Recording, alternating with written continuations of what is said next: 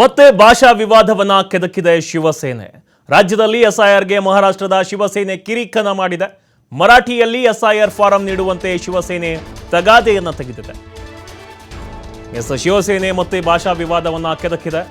ರಾಜ್ಯದಲ್ಲಿ ಎಸ್ಐಆರ್ಗೆ ಮಹಾರಾಷ್ಟ್ರದ ಶಿವಸೇನೆ ಕಿರಿಕನ ಮಾಡ್ತಾ ಇದೆ. ಎಸ್ಐಆರ್ ಸ್ಪೆಷಲ್ ಇಂಟೆನ್ಸಿವ್ ರಿವಿಷನ್ ಏನಿದೆ, ಮತದಾರರ ಪಟ್ಟಿ ಪರಿಷ್ಕರಣೆ ಆಗ್ತಾ ಇದೆ.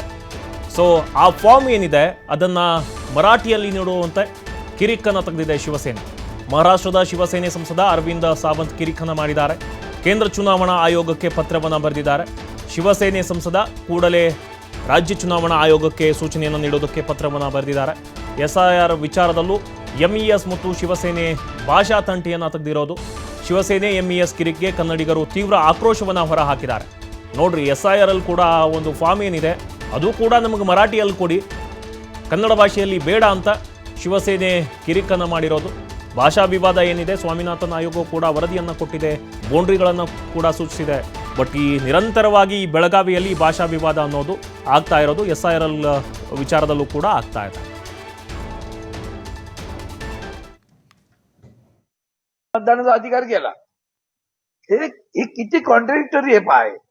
त्याचंही त्या ठिकाणी मांडलं गेलं की हे अतिशय चुकीचं आहे. त्यात आणखीन एक भयानक गोष्ट मी मांडली की मला काल परवाकडे बेळगाव कारवारची मराठी माणसं भेटली आणि हा जो ಏನು ಮತ್ತೆ ಮಹಾರಾಷ್ಟ್ರದ ಜನಪ್ರತಿನಿಧಿಗಳು ಬೆಳಗಾವಿಯ ವಿಚಾರವನ್ನು ಮುತ್ತಿಟ್ಕೊಂಡು ಅಲ್ಲಿಯ ಮಹಾರಾಷ್ಟ್ರದೊಳಗೆ ರಾಜಕಾರಣವನ್ನು ಮಾಡ್ತಾ ಇದ್ದಾರೆ. ಅಲ್ಲಿಯ ಸಂಸದರಾಗಿರ್ಬೋದು, ಶಾಸಕರಾಗಿರ್ಬೋದು, ಏನು ರಾಷ್ಟ್ರೀಯ ಮತದಾನ ಪರಿಷ್ಕೃತ ಒಂದು SRI ಪ್ರತಿಯನ್ನು ಬೆಳಗಾವಿಯಲ್ಲಿ ನಡೆಯುವಂಥ ಸಂದರ್ಭದಲ್ಲಿ ಇಲ್ಲಿಯ ದಾಖಲೆಗಳಿಗೆ ಮರಾಠಿ ಒಳಗಡೆ ಕೊಡಬೇಕು ಅಂತ ಹೇಳಿ ಕೇಂದ್ರ ಚುನಾವಣಾ ಆಯೋಗಕ್ಕೆ ಒತ್ತಾಯನ ಮಾಡಿದ್ದಾರೆ. ಇದನ್ನು ಸಂಪೂರ್ಣವಾಗಿ ಕರ್ನಾಟಕ ರಕ್ಷಣಾ ವೇದಿಕೆ ಖಂಡಿಸ್ತದ. ಯಾಕ್ರಿ ಸಂಸದ್ರೆ, ಮಹಾರಾಷ್ಟ್ರದೊಳಗೆ ಕೂಡ ಸಾಕಷ್ಟು ಲಕ್ಷಾಂತರ ಜನ ಕನ್ನಡಿಗರದಾರ, ಯಾರೂ ಕೂಡ ಅಲ್ಲಿ ಕನ್ನಡವನ್ನು ಕೊಡ್ರಿ ಅಂತ ಕೇಳ್ತಾ ಇಲ್ಲ.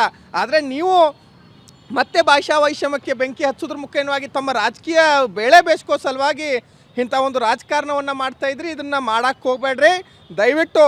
ಇಲ್ಲಿ ಬೆಳಗಾವಿ ಒಳಗಡೆ ಎಲ್ಲ ಭಾಷಿಕರು ಬಾರಿ ಅನ್ಯೂನ್ಯತೆಯಿಂದ ಬದುಕ್ತಾ ಇದ್ದೀವಿ. ಇಂಥ ಸಂದರ್ಭದೊಳಗಡೆ ಉರಿಯುವಂಥ ಬೆಂಕಿಗೆ ತುಪ್ಪ ಸುರಿಯುವಂಥದ್ದಾಗಬಾರ್ದು. ಇಂಥ ಪದೇ ಪದೇ ಕಾಲ್ಕೆದ್ರು ಬೆಳಗಾವಿ ವಿಚಾರಕ್ಕೆ ಬಂದರೆ ಕರ್ನಾಟಕ ರಕ್ಷಣಾ ವೇದಿಕೆ ಸಹಿಸುವುದಿಲ್ಲ. ದಯವಿಟ್ಟು ನಮ್ಮ ರಾಜ್ಯ ಸರ್ಕಾರ ಮತ್ತು ಇಲ್ಲಿಯ ಜನಪ್ರತಿನಿಧಿಗಳನ್ನು ಒತ್ತಾಯನ ಮಾಡ್ತಾ ಇದ್ದೀವಿ.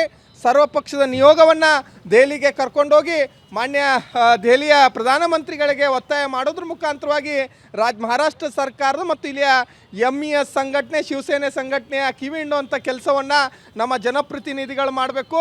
ಯಾಕಂದರೆ ಬರುವಂಥ ಚುನಾವಣೆಯಲ್ಲಿ ಮುಂದಿಟ್ಕೊಂಡು ಮಹಾರಾಷ್ಟ್ರದ ಜನಪ್ರತಿನಿಧಿಗಳು ಇಂಥ ಡೊಂಬರಾಟವನ್ನು ಇಲ್ಲಿ ಸೃಷ್ಟಿ ಮಾಡಲಿಕ್ಕೆ ಹೊರಟಿದ್ದಾರೆ.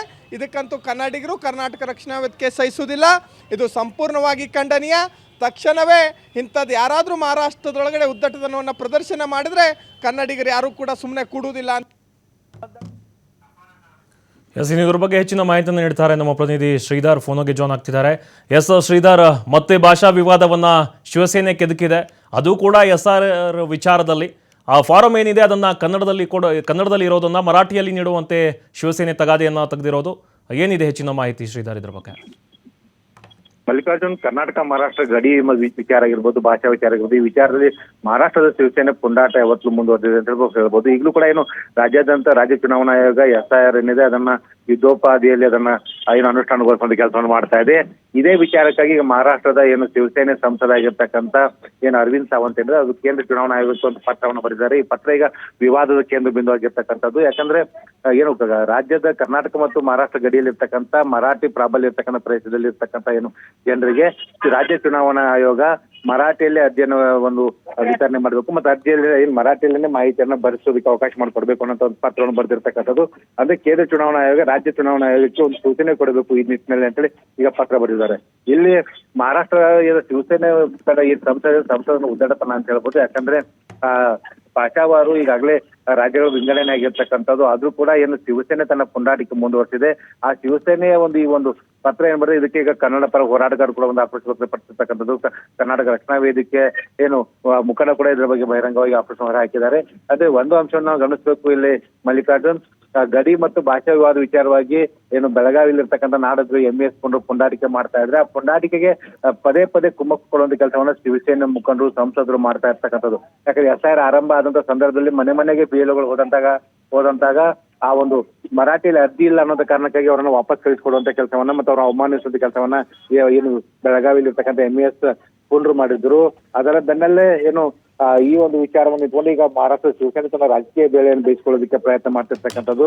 ಒಟ್ಟಿನಲ್ಲಿ ನಾಡು ನುಡಿ ವಿಚಾರದಲ್ಲಿ ರಾಜ್ಯ ಸರ್ಕಾರ ಬದ್ಧತೆ ಪ್ರದರ್ಶನದ ಜೊತೆಗೆ ಏನು ಪದೇ ಪದೇ ಬೆಳಗಾವಿಯಲ್ಲಿ ಈ ಒಂದು ಈಗ ಭಾಷಾ ಮತ್ತು ಗಡಿ ವಿವಾದ ವಿಚಾರವಾಗಿ ಕಿತ್ತು ಹೊತ್ತಿರ್ತಕ್ಕಂಥ ಏನು MES ಪುಂಡ್ರಿದ್ದಾರೆ ಅವರನ್ನ ನಿಷೇಧ ಮಾಡುವ ಮೂಲಕ ಮತ್ತು ಅವ್ರನ್ನ ಗಡಿಪಾರು ಮಾಡುವ ಮೂಲಕ ಏನಂದ್ರೆ ಇದಕ್ಕೆ ಶಾಶ್ವತವಾಗಿ ಕಡಿವಾಣ ಹಾಕುವಂತ ಕೆಲಸ ಮಾಡಬೇಕು ಅನ್ನೋ ಒಂದು ಆಗ್ರಹನ ಕನ್ನಡ ಪರ ಹೋರಾಟಗಾರ ಮಾಡಿರ್ತಕ್ಕಂಥದ್ದು.